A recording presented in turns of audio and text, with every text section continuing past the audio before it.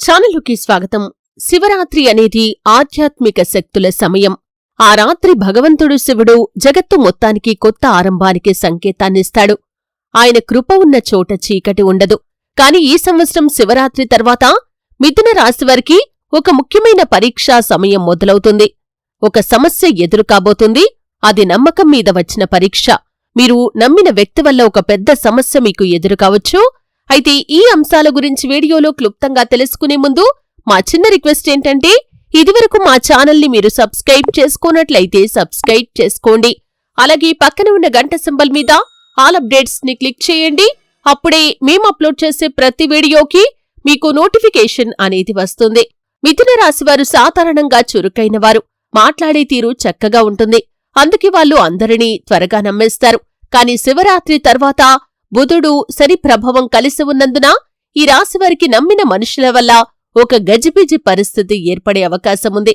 శివరాత్రి రాత్రి భగవంతుడు శివుడు తమస్సు అనే చీకటిని నాశనం చేసి జ్ఞానం అనే వెలుగును పంచుతాడు. ఆ సమయంలో మనం చేసిన జపం, ప్రార్థన, ధ్యానం మన జీవితం మొత్తాన్ని మార్చేస్తుంది.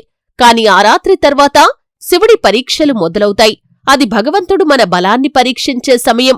నువ్వు నిజంగా ఎవరిమీద నమ్మకం ఉంచుతున్నావు అని ఆయన మనసులో అడుగుతాడు. మిథున రాశివారికి ఇది ఆత్మ పరిశీలన సమయం. వాళ్లు తమ చుట్టూ ఉన్న వ్యక్తులను నమ్ముతారు కాని ఇప్పుడు ఎవరు నిజమైనవారు, ఎవరు మాయగాళ్లు అనే విషయం బయటపడే కాలం మొదలవుతుంది. శివరాత్రి తర్వాత బుధుడు మార్పు చెందే సమయం ఇది. బుధుడు మిథున రాశి యొక్క అధిపతి కావటం వల్ల ఈ రాశివారి మనసులో కలవరాన్ని పెంచవచ్చు. ఒక చిన్న మాట, ఒక చిన్న అపార్థం కూడా పెద్ద సమస్యలాగా మీకు కనిపిస్తుంది. అలాగే శని యొక్క దృష్టి 7వ ఇంటిని తాకటం వల్ల స్నేహితులు, భాగస్వాములు లేదా బంధువుల మధ్య చిన్న చిన్న విభేదాలు మొదలవుతాయి. ఇక్కడ ఆధ్యాత్మిక అర్థం ఏంటంటే, శివుడు మనకు చెబుతున్నాడు, నీ నమ్మకం దేవునిపై ఉంచు, మనుషులపై కాదు. నువ్వు నమ్మినవారు తప్పు చేయటం కూడా నా పరీక్షే అని భగవంతుడు శివుడు మీకు చెబుతున్నాడు. అయితే ఈ సమయంలో మిథున రాశివారికి కొన్ని సంకేతాలు కూడా వస్తాయి. అప్రత్యక్షంగా ఎవరో మిమ్మల్ని తప్పుగా అర్థం చేసుకుంటారు. అలాగే మిమ్మల్ని నమ్మినవారు మీ మాటను తిరస్కరిస్తారు. పనిలో చిన్న తప్పు జరిగినా సరే నింద మీపైన పడుతుంది. మనసులో భారంగా ఉండి కూడా కారణం తెలియక మీకు బాధ పెరుగుతుంది. ఇవి చెడు సంకేతాలు కావు. ఇవి శివుడు పంపే జాగ్రత్త సూచనలు. ఈ సంకేతాలు మీకు ఏం చెబుతున్నాయంటే, ఇప్పుడు నీ చుట్టూ ఎవరు నిజమైన వారో తెలుసుకో అని. అంటే మీరు అందరినీ గుడ్డిగా నమ్మేస్తూ ఉన్నారు. నిజమైన వ్యక్తులు ఎవరు, అలాగే మిమ్మల్ని మోసం చేయటానికి ప్రయత్నిస్తున్న వ్యక్తులు ఎవరు అనే విషయాన్ని మీరు ఖచ్చితంగా గమనించాలి. శివుడు ఎప్పుడు కూడా తన భక్తులను బాధపెట్టడు. కాని కొన్నిసార్లు ఆయన మన చుట్టూ ఉన్న ముసుగులను తొలగిస్తాడు. ఎవరు నిజమైన స్నేహితులు, ఎవరు నీకు ఉపయోగం కోసం దగ్గరగా ఉన్నారో బయటపడే సమయం ఇది.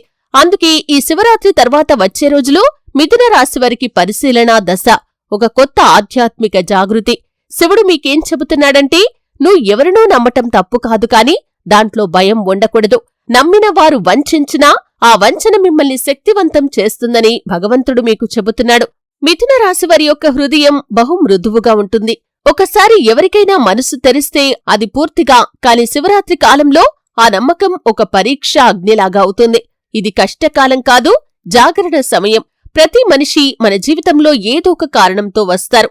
కొందరు ప్రేమను నేర్పిస్తారు, కొందరు బాధను నేర్పిస్తారు, ఇంకొందరు జాగ్రత్తగా ఉండటాన్ని నేర్పిస్తారు. మీరు ఎవరినైనా పూర్తిగా నమ్ముతున్నారు కాని వారు మాట నిలబెట్టుకోలేకపోయారు. అప్పుడు మీ మనస్సు విరిగిపోతుంది. కాని ఆ విరుగుడు కూడా శివుడి ఆజ్ఞ అని మీరు గమనించాలి. ఇక నుంచి బయట మనుషుల మీద కాకుండా లోపల ఉన్న దైవంపై నమ్మకం ఉంచండి. మిథున రాశివారు ఈ కాలంలో నమ్మకం, అనుమానం, వాస్తవం అనే 3 రాళ్లు ఉన్న గంగను దాటాలి. ఈ దశలో ఎవరినో నమ్మి నష్టం పొందితే అది కర్మ ఫలితం కాదు, అది శిక్షణ. శివుడు భక్తులను తక్కువ చేసి చూడడు కాని ఆయనకు తెలుసు మనిషి బలంగా మారేది కష్టాల ద్వారానే అని. మిథున రాశివారి యొక్క బలహీనత ఏంటంటే, అందరినీ మంచివారిగా ఊహించుకుంటారు. అందుకే శివుడు ఏం చెబుతున్నాడంటే, నమ్ము కాని గుడ్డిగా కాదు, ప్రేమించు కాని పరిమితితో ప్రేమించు, సాయం చేయు కాని జాగ్రత్తగా ఉండుమని ఆ పరమశివుడు మీకు జాగ్రత్తను సూచిస్తున్నాడు. ఈ పరీక్షలో ఒక ముఖ్యమైన లక్షణం ఉంది. మిమ్మల్ని వంచిన వ్యక్తి మీ జీవితంలో ఉన్నంతకాలం మీకు ఏదో ఒక మలుపును చూపిస్తూనే ఉంటాడు. కొన్నిసార్లు ఆ మలుపు కష్టాన్ని తెస్తుంది, కాని అదే మలుపు తర్వాత మీకు మంచి మార్గాన్ని తెరుస్తుంది.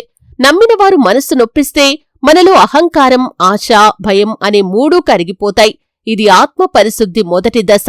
అందుకే పుణ్యగ్రంథాల్లో ఏం చెప్పబడిందంటే, ద్రోహి అనేవాడు నీకు శత్రువు కాదు, అతను నీ ఆత్మ మార్గదర్శి అని. ఎందుకంటే అతని ద్వారా నీకు జ్ఞానం, జాగ్రత్త, సహనం వస్తాయి. మిథున రాశివారికి ఈ సమయంలో శివుడు 3 వరాలను ఇవ్వబోతున్నాడు. జ్ఞానాన్ని, జాగ్రత్తను, సహనాన్ని. ఎవరు నిజమైన వారో తెలుసుకునే శక్తి మీకు లభిస్తుంది. ఎవరి దగ్గర ఎంతవరకు మాట్లాడాలో అర్థమయ్యే వివేకాన్ని భగవంతుడు మీకిస్తాడు. బాధ వచ్చినా కూడా స్థిరంగా ఉండగలిగే మనస్సును మీకు ప్రసాదిస్తాడు. ఈ కాలంలో మిమ్మల్ని నమ్మినవారు మాట తప్పవచ్చు. స్నేహితులు గోప్యమైన విషయాలు బయటకు చెప్పవచ్చు. పనిలో భాగస్వామి వెనక మాటలు మాట్లాడవచ్చు. ఇలా మీరు నమ్మిన వ్యక్తి వల్లే మీరు మోసపోవచ్చు. కాని ఇవన్నీ కూడా కలవరం కాదు, ఇవి శివుడి పాఠాలు. శివుడు మనసులో చెబుతున్నాడు. ఎందుకంటే ప్రతి మనిషి కూడా మనుషులపైన నమ్మకాన్ని కోల్పోయినప్పుడు మాత్రమే దైవంపైన నమ్మకాన్ని ఉంచుతాడు. కాబట్టి ఈ విధంగా శివుడు మీకు పాఠాలు నేర్పిస్తున్నాడు. ఈ సమయంలో మిథున రాశివారికి కొన్ని ఆధ్యాత్మిక సంకేతాలు కనిపించవచ్చు. అద్దంలో చూస్తున్నప్పుడు, మీ కళ్లను పరీక్షించినప్పుడు మీకు ఎన్నో ప్రశ్నలు తలెత్తుతాయి. ఒకే మాటతో మనసు కుదుటపడిపోవటం, రాత్రి శివుడి పేరు వినగానే శాంతి రావటం, చిన్న ద్రోహం జరిగిన తర్వాత పెద్ద ఉపశమనం రావటం, ఇవి శివుడు మీకు దగ్గరగా ఉన్నాడు అనటానికి సూచనలు. ఈ సూచనలు మీకేం చెబుతున్నాయంటే, ఇప్పుడు మిమ్మల్ని ఎవరు వంచినా సరే మీ వెనక నేనున్నానని ఆ పరమశివుడు చెబుతున్నాడు. అయితే శివరాత్రి తర్వాత మిథున రాశివారు ఎదుర్కొనే ఈ నమ్మకం యొక్క పరీక్షలు కేవలం బాధను ఇవ్వటానికి కాదు, ఇది శివుడి ఆశీర్వాదం దిశగా నడిపించే మార్గం. శివుడు తన భక్తులను ఎప్పుడూ కూడా వదిలిపెట్టడు.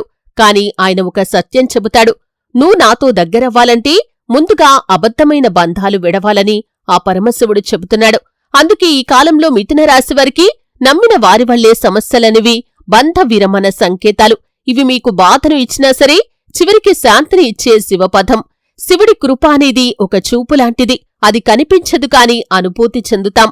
మిథున రాశివారికి శివుడు ఈ సమయంలో 3 రకాలుగా కృప చూపుతాడు. సంకేతాల రూపంలో, అంటే చిన్న చిన్న ఘటనల ద్వారా సూచనలిస్తాడు. ఉదాహరణకు మిమ్మల్ని వంచిన వ్యక్తి మీకు దూరమవ్వటం, ఇది దైవరక్షణే. ఎందుకంటే ఆ వ్యక్తి దూరమవ్వకపోతే పెద్ద నష్టం జరిగేది. అలాగే స్వప్నాల రూపంలో సంకేతాలు కనిపిస్తాయి. రాత్రి నిద్రలో శివుడు కాని లేదా ఒక దేవాలయ దృశ్యం కాని కనిపించటం మీకు జాగ్రత్త చెప్పే సూచన ఇది. అంటే భయపడకు, నేనున్నానని ఆ శివుడు చెబుతున్నాడు. అలాగే ఆలోచనల రూపంలో కూడా సంకేతాలు వస్తాయి. అకస్మాత్తుగా మీ మనసులో ఇలా చెయ్యకూడదు, ఆ వ్యక్తితో మాట్లాడకూడదు అని అనిపిస్తూ ఉంటుంది.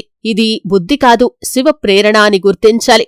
అయితే నమ్మిన వారి వల్ల వచ్చిన సమస్యలు మనసును కదిలేస్తాయి కాని అదే మనసుని శివుడి వైపుకు తిప్పుతాయి. శివుడు ఏం చెబుతున్నాడంటే, నీ సమస్యను ఎవరు సృష్టించారని కంటే కూడా దాన్ని ఎలా ఎదుర్కొన్నావో అది ముఖ్యం. మిథున రాశివారు ఈ దశలో కొన్ని నియమాలు పాటిస్తే సమస్యలు పరిష్కార దిశలో సాగుతాయి. ప్రతి ఉదయం శివుడి ధ్యానం చేయాలి. ఓం నమశివాయ అనే పంచాక్షరి మంత్రాన్ని 108 సార్లు జపించటం ద్వారా బుధుడి దోషం తగ్గుతుంది. శనిదేవుడి యొక్క దృష్టి సాఫల్యమవుతుంది. అలాగే బెల్లం నీటిని దానం చేయండి. ఇది బుధుడికి ప్రీతికరం. శివుడి ఆరాధన తర్వాత పేదవారికి బెల్లం నీరు ఇవ్వటం శాంతిని తెస్తుంది. అలాగే నీలం లేదా ఆకుపచ్చ రంగు వస్త్రాలు ధరించండి. మిథున రాశివారికి బుధుడికి అనుకూలమైన రంగులు ఇవి. అలాగే చందనం లేదా గంధపు సువాసనను ఉపయోగించాలి. ఇది మనసులోని తాపాన్ని తగ్గిస్తుంది, శివుడి శక్తిని ఆకర్షిస్తుంది. ఈ విధంగా మీకు సమస్యలు వస్తాయి కాని ఆ సమస్యలు మీకు ఒక పాఠాన్ని నేర్పించేటటువంటి ఒక పరీక్షలు మాత్రమే అనే విషయాన్ని గమనించాలి. శివుడి ఆజ్ఞలేనిదే చీమైనా కుట్టదు అంటారు. అయితే మిథున రాశివారికి ఈ సమయంలో మీకు వచ్చే సమస్యలు అన్నీ కూడా మీకు కొన్ని పాఠాలు నేర్పించటానికి ఆ శివ భగవానుడు పెట్టే పరీక్షలనే విషయాన్ని గమనించాలి. ఎవరు నిజమైన వ్యక్తులు, అలాగే ఎవరు మిమ్మల్ని మోసం చేస్తున్నారు అనే విషయాన్ని గమనించి అటువంటి వ్యక్తులను దూరం పెట్టడమే చాలా ఉత్తమం. చూశారు కదండి. వీడియో నచ్చితే ఖచ్చితంగా లైక్ చేయండి. మరిన్ని మంచి మంచి వీడియోల కోసం ఇప్పుడే మా ఛానల్ని సబ్స్క్రైబ్ చేసుకోండి.